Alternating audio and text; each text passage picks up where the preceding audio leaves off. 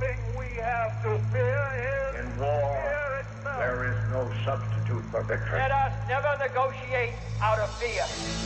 We stand undivided, forever united, fighting hand in hand for the liberty we burn, for glory and honor, for our sons and daughters, ever mindful of the lessons we've learned. Let the torch of freedom burn.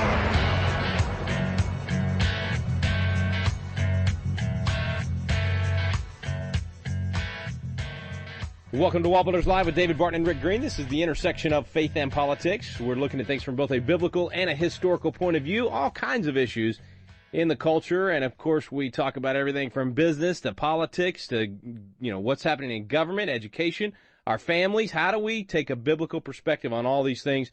And, David, family really is the heart of what we spend our time on. It's we want government policies that promote and support the family.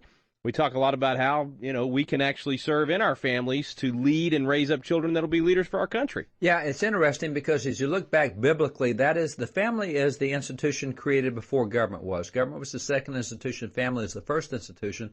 And founding fathers like John Adams said your inalienable rights are those that came before the creation of civil government, Genesis 9:6. So you look back, family is an inalienable right. That's one of those things you have in Genesis 1 through 8. The Declaration of Independence says that to secure inalienable rights is why government was created. Government exists to protect family. So that's a big deal. Now, by the way, how many kids do you have? 4. Who owns your kids? Who owns my kids? Yeah, who owns your kids? Well, God first. He kind of loaned them to us for now, though, so we're in charge of them. You think you're in charge of them? On what basis I hope would so. you say that? Well, just a basic biblical perspective. See, now you're God... pulling the Bible into government. Oh, no is secular. No Bible. Okay, no, so see, then government is then secular. You're not supposed to use a biblical basis. Government is don't you know government's a secular separation church and state, Rick?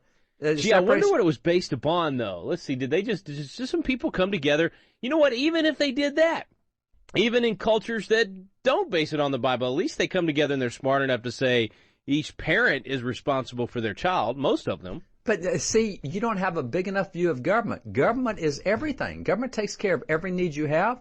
It will fund everything. It'll take care of your retirement. It'll take care of your health care. It'll take care of your education. It'll take care if you run out of a job. Government's going to do. Rick, you get. Did my program? Did I change programs? I'm no longer co-hosting with David Barton. I have Hillary Clinton on the line now with a deeper voice. It takes a Cradle village. to the grave. It takes a village, bro. It's just you can't do it by yourself. See, but what you just expressed is where America had been literally for centuries.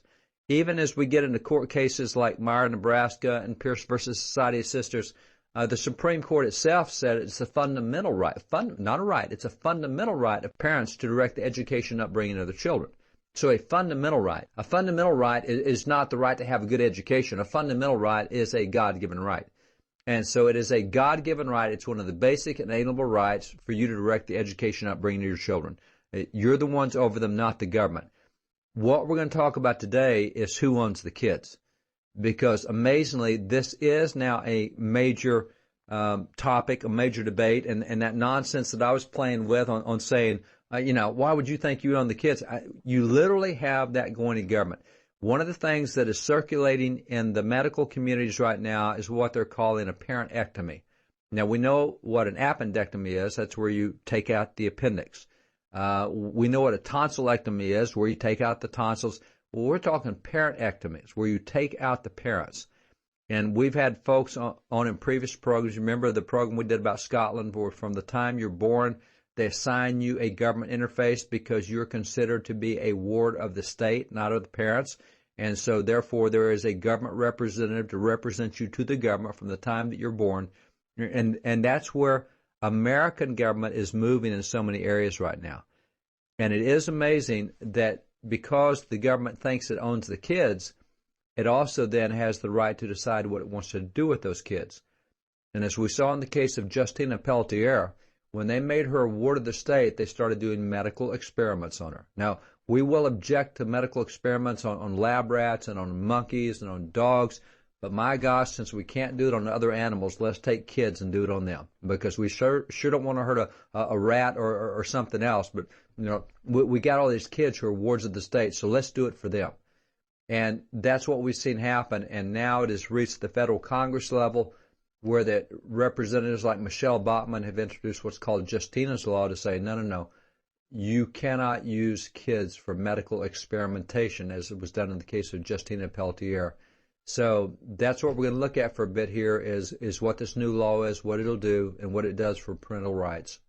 Yeah, a lot of things bothered us, obviously, about that the whole situation, and the violation of parental rights was the big one. But real close right behind that was just the idea of a hospital being able to do medical experiments on a child that they had custody of. They shouldn't have had custody of this girl in the first place, but obviously there are situations where children are wards of the state, and if these kinds of things are happening to them, it's got to stop. Michele Bachmann has taken up this issue in Congress. She'll be with us when we come back right here on WallBuilders Live.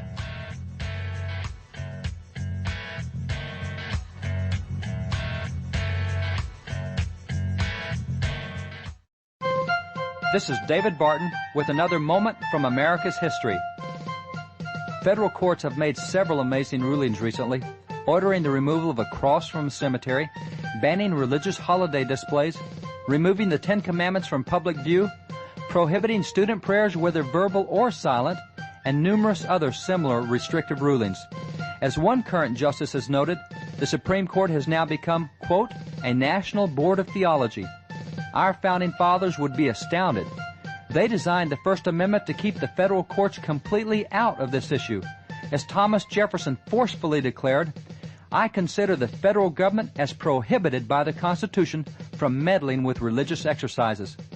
The First Amendment was designed to keep decisions on religious expression out of the federal courts and in the hands of the local communities. For more information on God's hand in American history, contact WallBuilders at 1-800-8-REBUILD.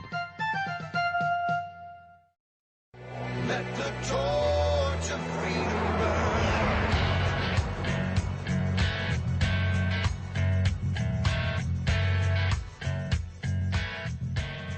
Welcome back to the intersection of faith and politics. WallBuilders Live with David Barton and Rick Green. Thanks for staying with us. With us now, our good friend Congresswoman Michele Bachmann. Always good to have you, Congresswoman. Thanks for your time. Thanks so much. I love being on this show, and I love what it stands for and your great audience. This is a thrill for me, too. Well, we appreciate what you stand for and love the new legislation. We saw the alert from Liberty Counsel that you and some of your colleagues are filing Justina's law.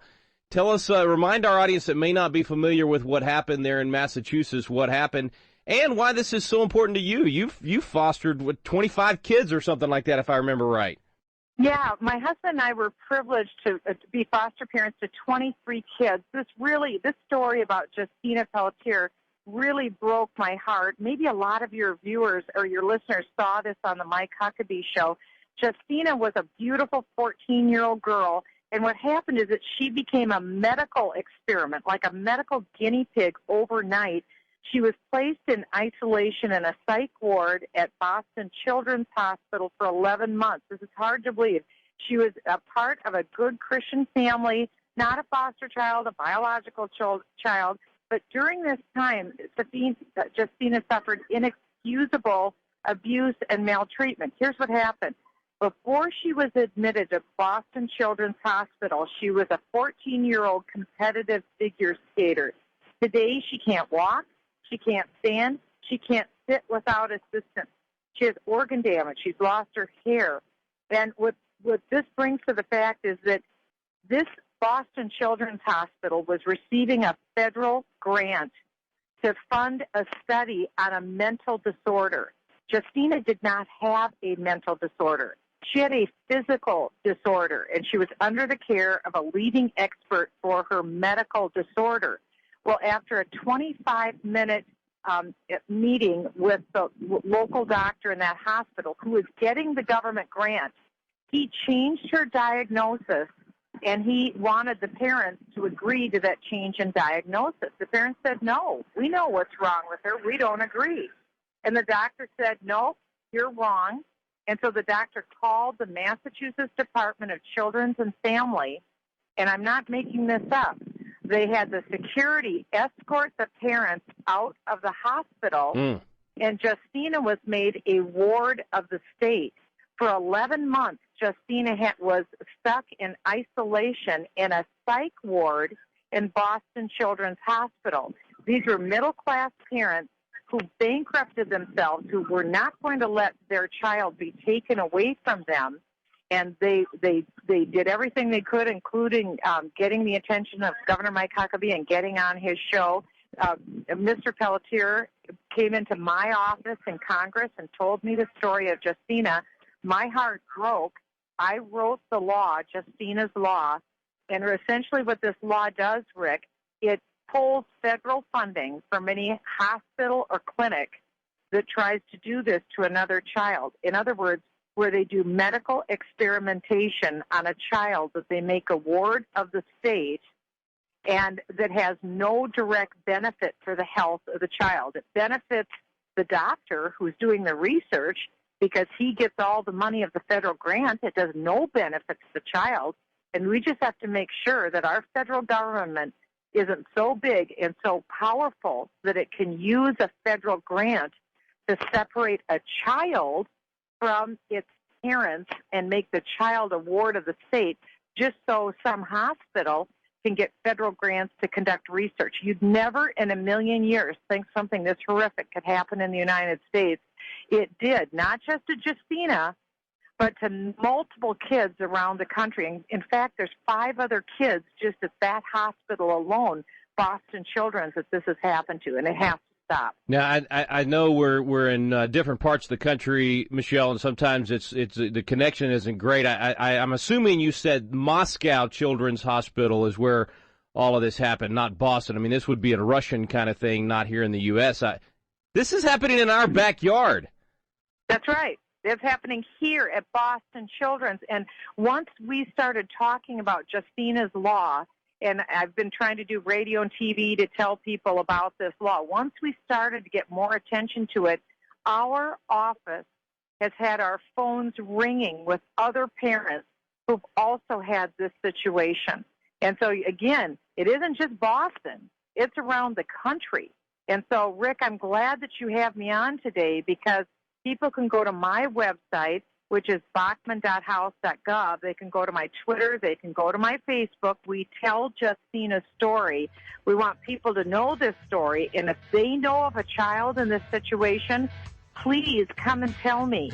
And we will move heaven and earth to help these children. Congresswoman Michele Bachmann is our guest today. Stay with us here on WallBuilders Live.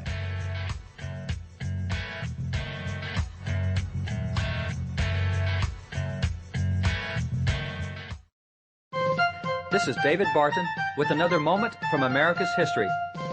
Christians have always believed that the greatest life-changing experience available to any individual is a personal relationship with Jesus Christ, and the testimonies of numerous converts confirm the dramatic changes which often accompany salvation.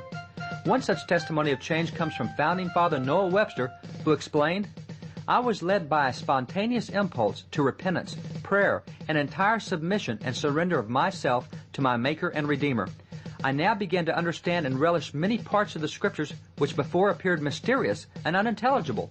In short, my view of the Scriptures, of religion, of the whole Christian scheme of salvation, and of God's moral government are very much changed. The power of God to change a life yielded to Him was just as evident at the time of the Founding Fathers as it still is today." For more information on God's hand in American history, contact WallBuilders at 1-800-8-REBUILD. Let the torch of freedom burn.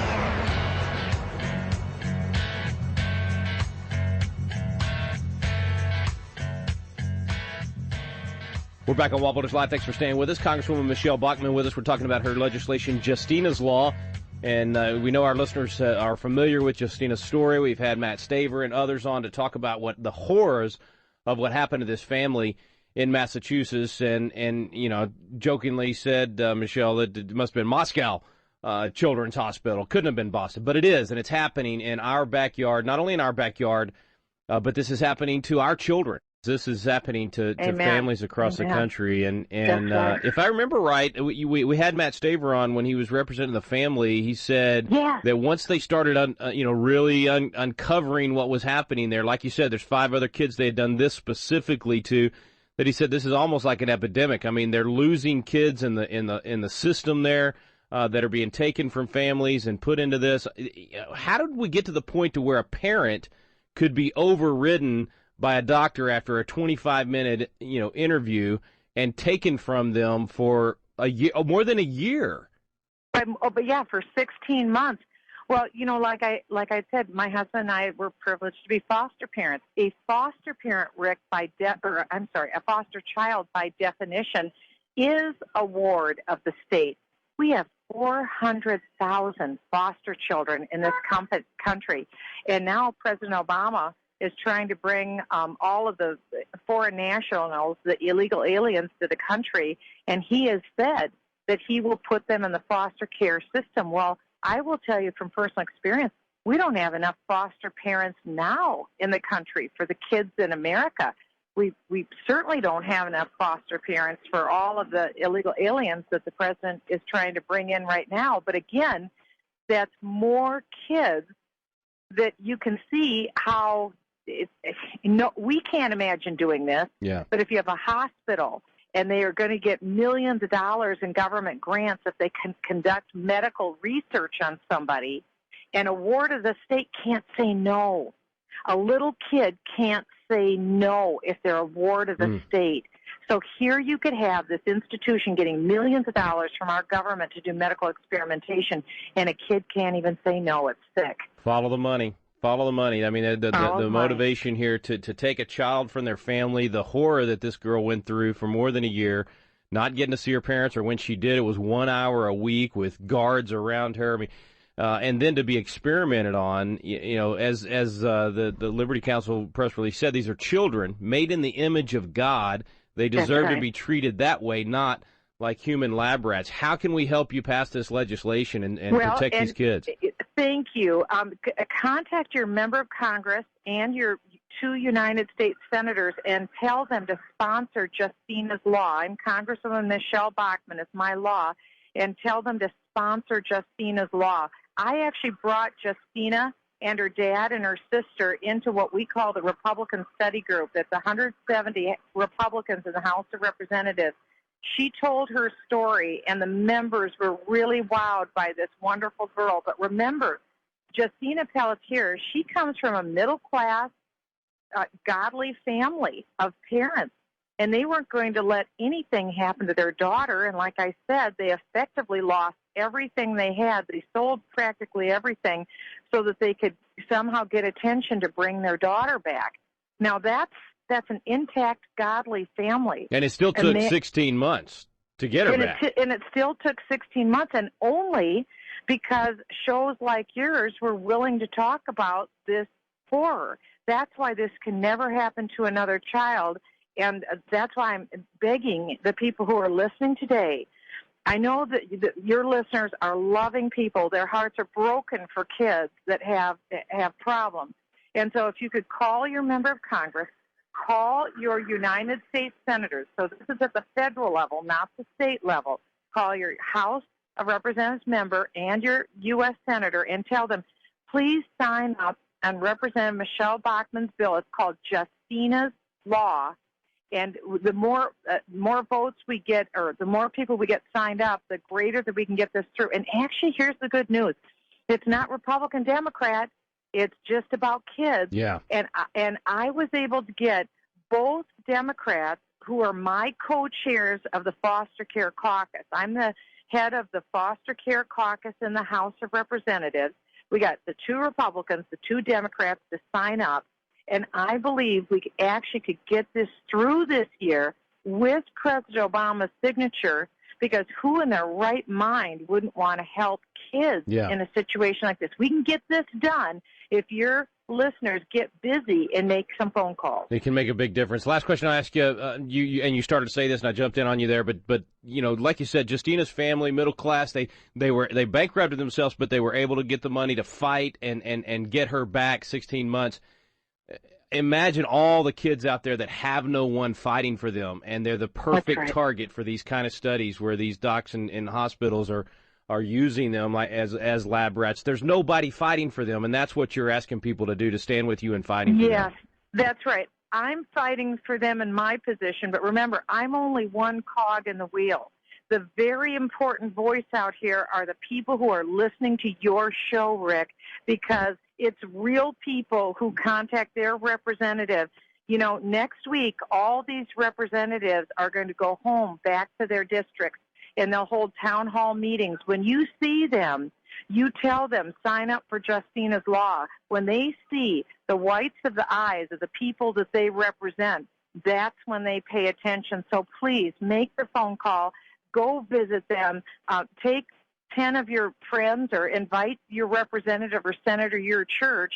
Talk to them about these things you're concerned about. This is where, because the Bible says pure and undefiled religion is standing up for widows and for orphans. And children who are made wards of the state are, in effect, orphans that the government takes over. And if you're a ward of the state, then apparently under our law, the government can do any medical research they want to on you. Even if the child says no, that's got to stop, and we can do it together. Congresswoman, thank you for taking on this fight. Thanks for sharing it with our listeners. We want to get you a lot of help. We appreciate your time today. God bless you, and God bless your listeners. Thanks, Rick. That's Congresswoman Michele Bachmann. Back in a moment with David Barton.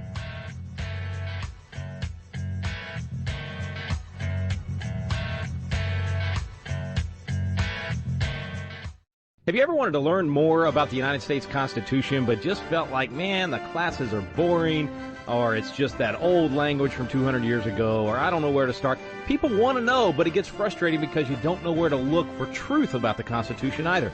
Well, we've got a special program for you available now called Constitution Alive with David Barton and Rick Green, and it's actually a teaching done on the Constitution at Independence Hall in the very room where the Constitution was framed.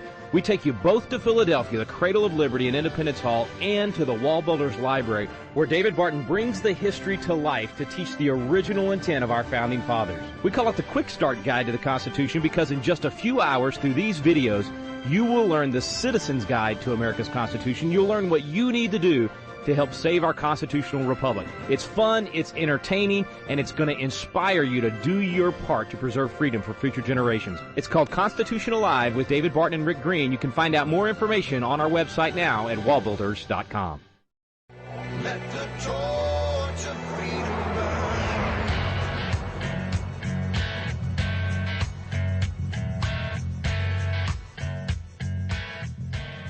Welcome back. Thanks for staying with us here on WallBuilders Live. Thanks to Congresswoman Michele Bachmann, and thanks to her for leading the charge on this. This is one you absolutely got to put a stop to, David. I hadn't even thought about it during Justina's case and all those discussions we had and interviews we did on that. I hadn't thought about the kids that are, well, you know, like Michelle's saying, they have no advocate. Well, I was interested because as close as we were to this case, as many times as we had Matt on with breaking news, and here's what I did today in court, etc., I never once heard about any kind of grants being done for medical research. I didn't know that was a part of it, and I sure didn't know that that doctor who took Justina away from parents and put her in this program was part of that research thing. Now, if that it makes you understand a little bit more. I didn't either, and now I kind of not understand in terms of agree with, but money was motivating this guy to make a really bad call. It tells you even more how unethical he is. This is the same reason that if this were in a court case, we would demand the judge recuse himself for a conflict of interest. And why that doctor didn't recuse himself for conflict, oh, look, I've got somebody I can experiment with. Let me take her away from the parents and we'll put her in my program. That's not good. I mean, that's not good. And I've got to say, I love the approach that Michelle has taken on this because and she's seen a problem. She's going to fix it.